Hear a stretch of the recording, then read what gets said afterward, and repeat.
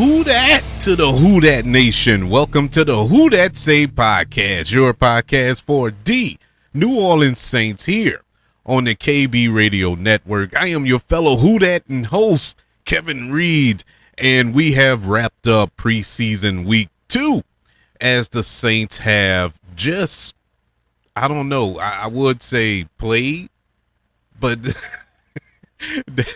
did they play? I don't even know if they went there. The Saints fall to the LA Rams 34 to zilch.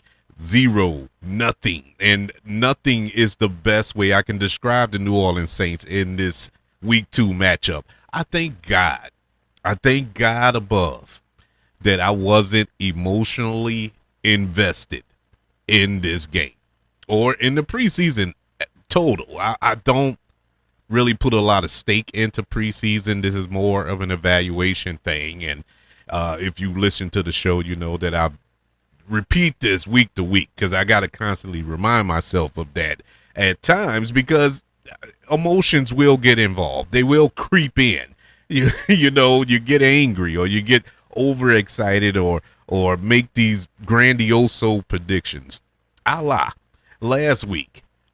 Not from me, but from all of the pundits, at least locally in New Orleans, the flavor of the month or the week was Zach Wilson. Zach Wilson was the second coming. Zach Wilson was the perfect free agent acquisition by the New Orleans Saints to back up Tyler Shuck because he came in and he was surgical. He came in with this. Spencer Rattler is trash. Oh, man, we need to get rid of him. You know, that was the narrative all last week. And I took up for Spencer Rattler last week. I thought he had some good plays. Of course, not overall good, but he was decent. You know, did Zach Wilson outperform him in that game? Yeah, I'll acknowledge that. But I still felt Spencer Rattler should be the backup. You know, going off of what we've seen and heard in the preseason or in training camp, I should say, he's been outperforming him. In some instances, outperforming Tyler Shuck in practice. But that's practice, you know, so you really don't want to put much stake into that. And so we get into a live round of games here, and so far he's 0 for 2. Now, after watching him this week, I'm done with the defending Spencer Rattler thing. I have no excuse. I'm still a fan of his. I still like him as a player and a person, but I will no longer defend him. I can't. It is indefensible. His play on an NFL field. He looked horrible. Well, let me take that back. He didn't look horrible. He actually looked good on a couple of drives. He led the team down the field in that second half, 3 times, 2 times, something like that, and got into scoring position. But that interception, the pick 6 he threw was inexcusable. At that point, that's when I said, you know what? I can't go to bat for you no more. I can't do it because that was a stupid throw. That was the dumbest quarterback decision you can make in that situation. It's 3rd and goal. You have 3 points in your back pocket. Let's not be mistaken. It wasn't going to make a bit of difference as far as winning and losing. Even if you got the touchdown, it would have made a difference. But, you know, moral victories, I guess. But, I mean, you gotta play smart. And your biggest access as a quarterback is your brain. Drew Brees wasn't the tallest, the biggest, the strongest arm. That wasn't his thing. Drew Brees, and I hate making these comparisons because I don't want to compare nobody to Drew Brees, but I'm just trying to set an example here. Drew Brees' greatest attribute was his mind, was his ability to see the field, to know where everybody was going to be, to know that when a play is busted, to throw it away, throw it on the ground, check down, throw it in the flat. You know, he knew when the play was over. It was nothing else to do. Spencer Rattler gets in his own head. We saw it last year in those first 6 games, and we're seeing it now. He gets in his own head. It's like he's trying to prove something. And he probably is. Most likely he is. He feels he should be a starter. He should be a starting quarterback in this league. That's his feeling. And his play doesn't dictate that. Now, he may feel that emotionally. He may feel that mentally and spiritually. But unfortunately, physically, it's not happening on the field. And so I can't defend him. That being said, I can't say nothing against, I should say, I can't say anything for Zach Wilson. Zach Wilson, I never was sold on that. While everybody was beating the drum, I was sitting back. What are you looking at? Yeah, he looked decent against the threes. Yeah, he came in and just did what he did in that Jacksonville game. It was fool's gold. It was fool's gold. He started this game in the first half, and he looked horrible. He looked hard. He looked like the Zach Wilson that I know and love. He is not a good quarterback. He is not. And all I can think about, once this game was starting to wind down and my attention really went elsewhere, I couldn't tell you what happened in the fourth quarter because my mind just went elsewhere. I didn't care anymore. Completely didn't care. I didn't care about the game in its totality, but I really didn't care in the fourth quarter. But I started thinking, man, let's pray. Serious prayer. Everybody get into some serious prayer that Tyler Shuck don't get hurt. They better hope, wish, and pray that Tyler Shuck stay healthy this entire season. And I'm not even 100% sold on Tyler Shuck. Tyler Shuck looked good towards the end of the season. Don't get me wrong. Yes, he looked like a franchise quarterback that we snagged up. But let's not act like he played the Rams. Let's not act like he played the Seattle Seahawks. Let's not act like he played the Buffalo Bills and all this. He played lower tier teams, teams that were on the Saints caliber. He didn't play playoff teams. He did that against bottom feeding teams like themselves. So yeah, he looked good in those games. This was going to be the litmus test this season here with him having the reins. So we're going to see. He still has to win me over. And so I don't know. And then the fact that he's not playing, I get the fact you don't want him to get hurt. And quite honestly, looking back, 2020, hindsight, he shouldn't have played in this game either. But I felt he should have played in this game before it started. Just for a series, just to get into that game mode. You know what I'm saying? I know they have the joint practices and whatnot. That's all fine and good, but you can't simulate a real NFL game. I don't care how many practices you run, but that's just my opinion on that. But anyways, there is really nothing positive to take away from this game from the New Orleans Saints. I can't pick one thing that the Saints did in this game to talk about. This was more of a rant. I just wanted to rant a little while. I'll run through some stats if that makes you feel better. But there's really nothing to talk about. Nobody looked good. Nobody. There was no effort. Now, with that being said, I'll say this much. Maybe it isn't 100% the player's fault. Let's think about it here. In the course of 1 week, the Saints have had a joint practice with the Jacksonville Jaguars, then turned around and had a preseason game against the Jacksonville Jaguars, flew out to Los Angeles, held a joint practice with the Cowboys where they had where it was more of WrestleMania than it was a practice. They had about 6 fights out there. They had that. Then 2 days later they had a joint practice with the Rams, and then 2 days after that they had a preseason game against the Rams. So you had all of that take place within 7 days. Well, if you count the joint practice with Jacksonville, I'll say 10 days. 10 days. That's basically like 5 games you've played in a 10-day win span. And that's a lot. So maybe they were tired. Maybe they were wore out. Maybe they just didn't put that much effort into it. With that being said, for players, and this was mainly players playing today that trying to make the team, auditioning for other teams, you will want to go out there and put your best foot forward. You want to go out there and try to make the team or try to draw the attention from other teams. There was none of that. If they cut everybody that played today, they will be applying at Walmart tomorrow because no other team will want them. There was zero effort from the New Orleans Saints. Zero. The turnovers, the penalties, it was just, they looked undisciplined.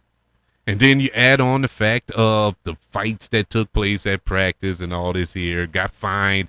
What they got fined? $500,000 for that fight. For the fight. Cowboys got fined the same thing too, to be fair. But they just reek undisciplined. Now, I don't feel they're undisciplined, but I'm trying to get ahead of the curve here with pundits and commentators and NFL analysts who's going to say this. Because believe it or not, they're going to say this. They look undisciplined. They really do. They look undisciplined. This is a game where you just burn the tape. Just burn it.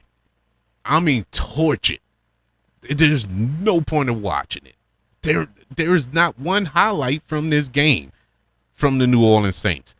Maybe the one throw from Spencer Rattler to that chopper guy. I don't even know who he is. I didn't even know he was on the team.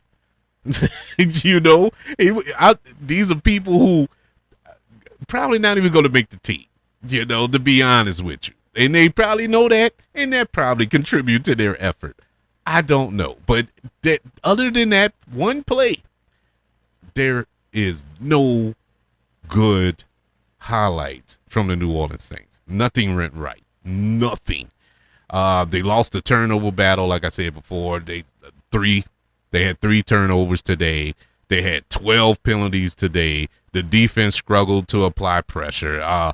What's his name? Stanton Bennett. He was back there all day. He was cooking a steak back there in the pocket. He had all day.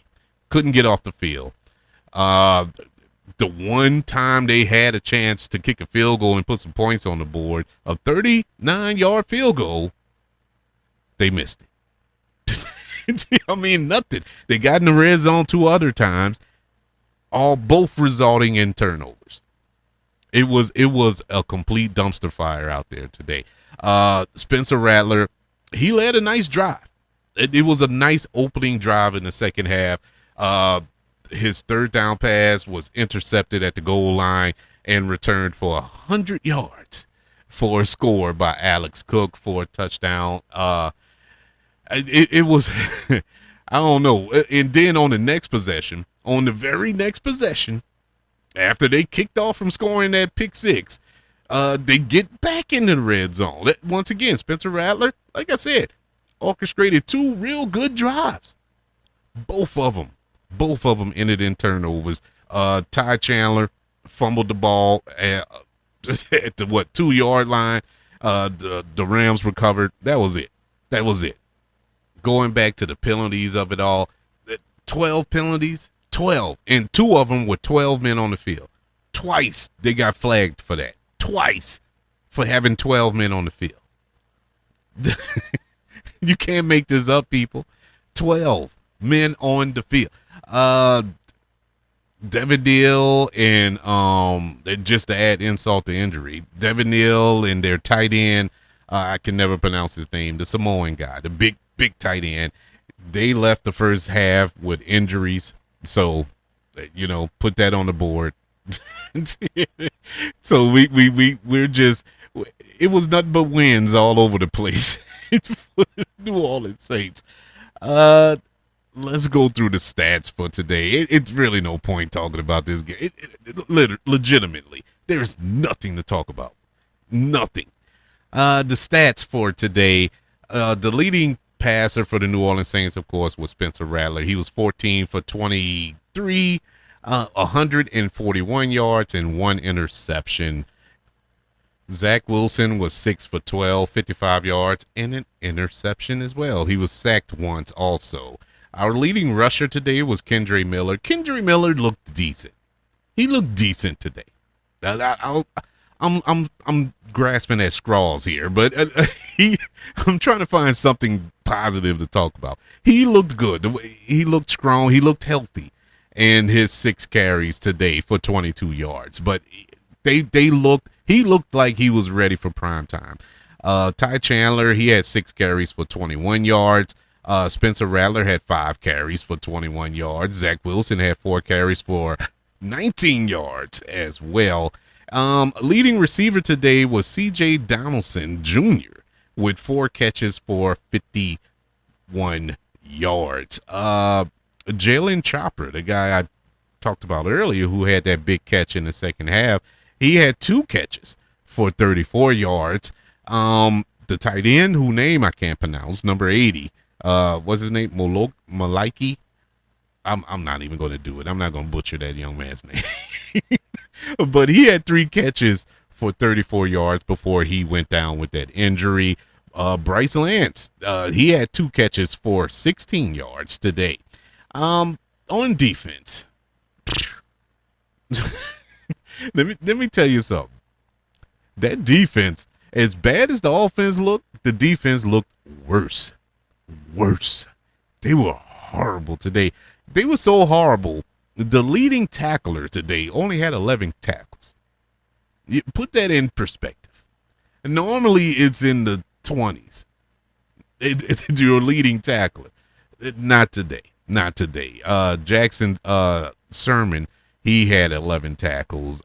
Mike Reed, no relation. He had 8 tackles today. Lorenzo Styles Jr. had 6.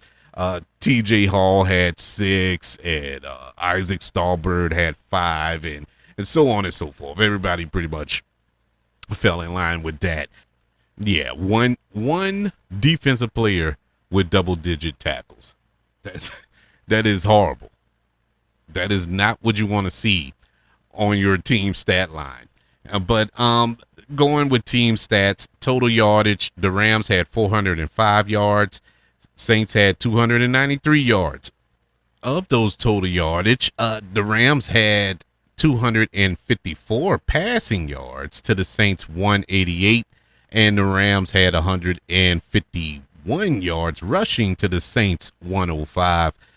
Yards per play, Saints had 4.7 yards per play to the Rams 5.5. Saints had 13 first downs. All right. That's all right, right? Well, the Rams had 28 of them. On third down, Saints were 7 for 16. Rams were 7 for 13. On fourth down, Saints were 50%, 1 for 2. To the Rams, 1 for 2 as well. Total plays ran, Saints ran 62 total plays. Rams, 73. Sacks allowed, shockingly, only 1 was allowed by either team. There was only 1 sack in this entire game, and that was on Zach Wilson. Penalties, as I mentioned earlier, 12 penalties for the Saints for 96 yards. Rams, 7 penalties for 60 yards. Saints had 1 fumble, 2 interceptions. Time of possession, Saints held the ball for 28 minutes and 12 seconds to the Rams 31 minutes and 48 seconds. And in the red zone, the Rams were 3 for 5, whereas the Saints were 0 for 2. Yeah, there is nothing to take away from this game. Burn the tape. Burn the tape. There is no lessons to be learned here. I guess the joint practice, because, man, they were raving about the joint practice. Oh, man, they look good at joint practice. They were going back and forth in joint practice. Tyler Shuck looked good here, and blah blah blah, so on and so forth. Okay, okay, but for the sake of the fans, me in particular, I can only speak for me. I want to see it on the field. I want to see something. I want to get excited about something. I want to get excited about going into this season. Because I have some high hopes. I'm not saying they're going to the Super Bowl. They're clearly not going there. But just look better than what they did in that last year. Add on to how we finished off last season. I want to be excited. And right now, I'm kind of like, I'm not too excited. I'm not, because this team looks top heavy. They look like everything we have is hinged on the starting 22.